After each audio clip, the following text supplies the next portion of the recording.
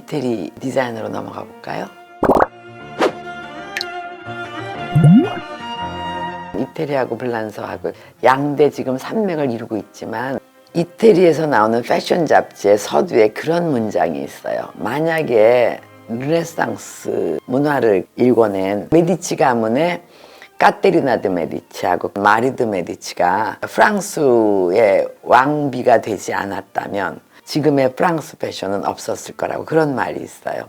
이태리는 여러분들 아시는 것처럼 로마 제국의 후예잖아요. 도시국가가 발달했기 때문에 지방마다 특색이 뛰어나잖아요. 그리고 문화가 깊고 블란서는 그때로서는 신생국가였거든요. 까테리나 데 메디치가 거기로 시집을 가보니까 모양을 내고 싶은데 실크도 없고 뭐 레이스도 없고 정말 교양이 안 맞는 거예요. 그래가지고 친정에서 문화를 다 블란서로 가져간 거예요. 이 리옹이라는 도시에다가 실크 장인을 데려가가지고 실크를 만들게 하고, 그래서 지금도 블란서는 리옹이 실크가 유명하잖아요. 그러니까 그런 역사가 있어요. 이태리 하면 또 꼭 짚고 넘어가야 될 브랜드가 있죠. 프라다. 프라다는 그 1913년에 프라다 브라더스라고 그러죠. 마리오 프라다하고 그 형제 마르티노 프라다가 가죽 제품 샵을 열면서 이제 시작됐어요. 그래서 사실 40년 전에 이 할머니가 이태리 있을 적엔 프라다가 그냥 두오모 앞에 가죽 제품 가게였는데 1978년에 미우차 프라다가 회사를 넘겨받았죠. 미우차 프라다가 프라다를 넘겨받았을 적에 파산 위기였었어요. 미우차 프라다가 사회 현상이 바뀌는 걸 빨리 캐치를 해서 여성들이 이제 사회 진출을 많이 하니까 애기 데리고 유아원에 갖다 맡기고 또 자기 직장에 갔다가 백 들어야 되죠. 애기 물품 있죠. 또 쇼핑해야 되죠. 그러니까 여자의 두 손을 백으로부터 해방시켜주자 해가지고 디자인해서 나온 게 백팩이에요. 그 포코노 나일론이라는 낙하산 만드는 소재를 가지고 디자인을 했다 그러더라고요. 익숙한 재질이 아니잖아요. 그리고 익숙한 형태가 아니고, 그래가지고 어떻게 했냐, 밀라노의 가장 그 중심가 두오모 광장, 거기는 전 세계 여행객들이 왔다 갔다 하니까 멋진 모델들이 포코노 나일론으로 만든 백팩을 미고 자주 돌아다니게 해가지고 그 홍보 전략이 먹혀 들어가서 큰 성공을 거둬가지고 지금은 뭐 이태리의 세계적인 브랜드로 자리매김을 하고 아직도 그 명성을 이어가고 있죠.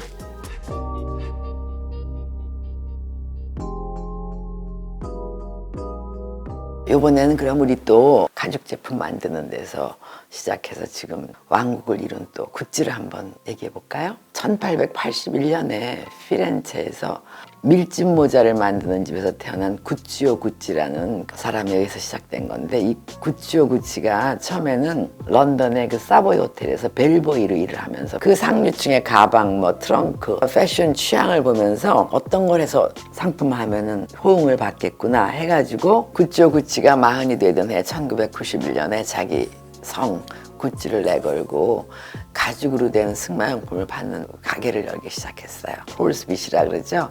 말하고 곱비를 연결하는 그 제갈 모양에서 영감을 받아가지고 그 구찌의 고유한 상징이 돼버렸죠. 참 재밌는 게 2차 대전이 지나면서 모든 물자가 부족했잖아요. 가죽이나 금속을 구하기가 어려우니까 이때 이제 나온 게 바로 대나무로 한 손잡이, 그 다음에 말을 이용해서 만든 가방, 이런 걸 이제 개발을 하면서 제품의 다양화를 꾀하기 시작했죠.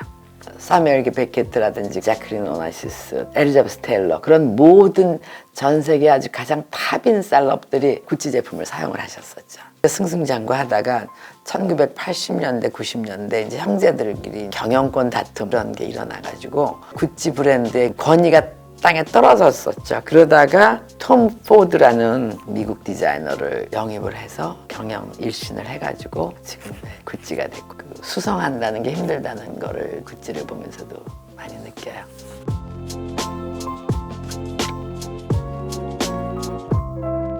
발렌티노 가라바니는 그 이태리 북부 롬바르디아주, 밀라노가 있는 주가 롬바르디아주예요. 거기서 이제 태어나가지고 파리로 가서 파리의 그 에콜 데 보자르 하면은 예술 학교죠. 거길 나와서 오뚜꾸 디리조합에서 공부를 했는데 나는 내 나라로 돌아가겠다 해가지고 로마로 돌아가서 이제 자기 부틱을 열었죠. 그리고 발렌티노는 빨강색, 강렬한 색을 굉장히 좋아하고 아주 그 크리스찬 디올 같은 그런 라인을 발표를 많이 했었어요.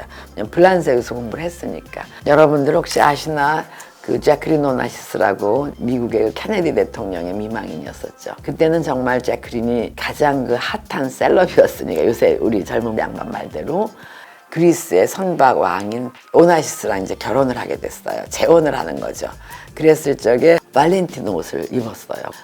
아주 큰 이슈가 됐죠. 그래가지고 이제 발렌티노가 1968년부터 승승장구하기 시작하는 거예요. 결국 이태리나 블란서의 디자이너들을 키워준 나라는 다 미국이죠. 미국의 그 유명한 백화점들 있잖아요. 버그더프 굿맨이라든지 니만 마카스라든지 계속 바이어들이 와서 이제 이태리 디자이너들 옷을 사주고 그래가지고 1970년대 들어서면서 이태리 디자이너들이 두각을 나타내기 시작했죠.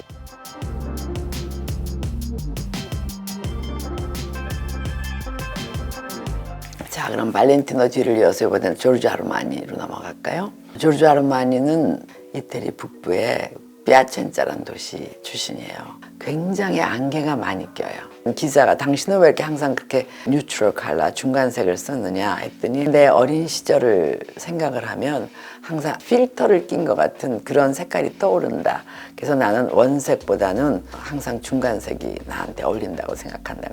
세월이 변하면서 요즘은 또 아르마니도 빨강색을 많이 쓰더라고요. 왜냐하면 이제 중국의 소비자들이 많이 아르마니를 찾으니까. 부모님은 이제 의사가 되길 원해가지고 밀라노 국립의대를 들어갔는데 자기하고 맞지가 않으니까 그만두고 밀라노에 있는 르네상스 백화점에 들어가가지고 윈도우 디스플레이어를 했었어요. 그러다가 파리로 가서 남성복을 습득할 기회가 있었고 밀라노로 돌아와가지고 1974년 5년에 그 파트너 세르조 갈레오띠라는 그 남자를 만나가지고 그 사람이 이제 조르조 아르마니를 성공을 시켰죠. 워낙 탁월한 비즈니스맨이니까. 1968년에 여성해방운동이 일어나고 학생운동 일어나고 이래가지고 1970년대는 여성들이 다 이제 사회 진출하고 그런 시대에 맞게 이제 아르마니가 의상을 발표를 했죠. 빅룩 다시 돌아온 거 아시죠?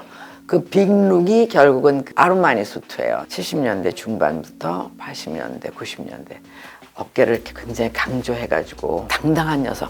입생로랑이 몸에 딱 맞게 여성스러운 실루엣을 강조한 스모킹 룩이었다면 아르마니는 거의 남성복 같은 여성복 그런 컨셉을 만들어낸 디자이너가 이제 아르마니죠. 역시 조르조 아르마니는 집도 이렇게 심플하고 간결해요. 의상 라인처럼. 기자가 물어봤어요. 당신은 침실을 어떻게 놓고 사느냐 했더니 나는 아무것도 없다. 단지 소울메이트였던 세르지오 갈리오티 사진만 하나 있다고. 지금은 패션도 하지만 호텔도 디자인도 많이 하고 있고. 재능이 한 군데만 있는 게 아니라 여러 방면에 있어서 부럽기도 하고 멋지기도 하고 그렇죠.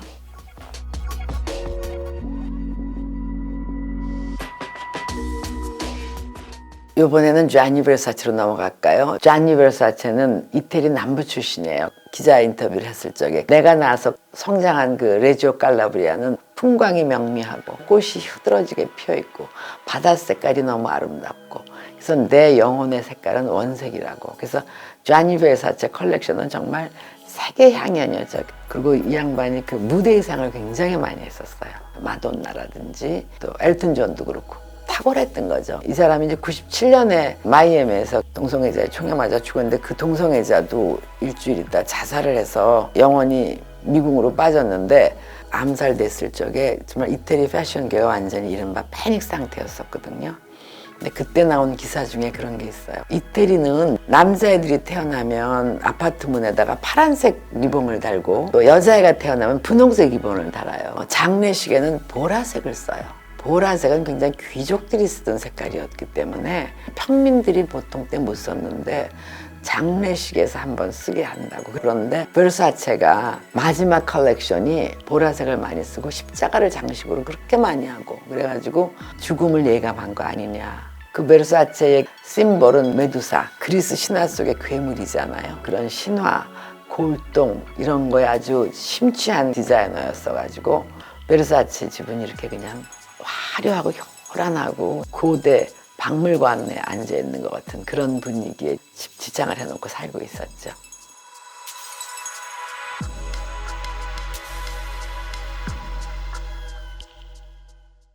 도메니코 돌체하고 스테파노 가바나가 만든 브랜드 잠깐 소개시켜 드릴까요? 제가 학교 다닐 때 도메니코 돌체를, 그땐 제가 같은 클래스메이트 이렇게 옆에서 공부를 했는데 굉장히 셈이 많았어요. 동양인은 저 하나고 아무래도 약간 좀 다르잖아요. 서양 애들하고 하는 디자인하고. 이렇게 칭찬을 하시면 이 친구가 와서 이렇게 어떤 걸 칭찬을 하나 이렇게 내려다봤던 기억이 나고, 그 다음에 말도 별로 없고 사람들하고 눈도 안 마주치고 자기가 한 거에 대해서 크리틱을 하면 그렇게 신경질적인 반응을 보여요. 내가 한 거에 자부심을 갖고 있는 거죠. 그러니까 그 친구하고 한 서너 마디나 했나? 모든 이태리 클래스메이트, 특히 남자애들이 저한테 되게 친절했는데 이 친구는 저하고 전혀 말을 섞은 적도 없고 인사를 한 적도 없어요. 그냥 몇 번. 그런 친구가 이제 학교를 졸업을 하고 취직을 했어요. 그 사무실에 스테파노 가바나가 찾아오면서 둘의 만남이 시작이 됐대요. 도메니코 돌체는 8살, 9살 때부터 남자 자켓을 만들 수 있는 친구니까 이런 패턴에 뛰어났고, 스테파노 가바나는 그래픽 디자인을 전공한 친구인데 필이 통했다고 해야겠죠. 얼마 전에 헤어졌죠. 커플로는 헤어졌지만 비즈니스는 같이 하고 있고, 베르사체가 유명을 달리했으니까 지금 그 자리를 차지한 브랜드가 돌체 가바나 같아요. 쉽게 말하면 요란한 브랜드가 됐죠. 도메니코 돌체하고 스테파노 가바나가 브랜드를 런칭했다고, 그게 84년, 5년 그때예요. 이 할머니는 둘째에 나와서 막 육아에 막 매진하랴, 86 아시안 게임 디자인하랴, 코피 흘려가면서 일할 때인데 만감이 교체됐던 것 같은 걸 느끼게 해준 디자이너 브랜드가 도메니코 돌체하고 스테파노 가바나입니다.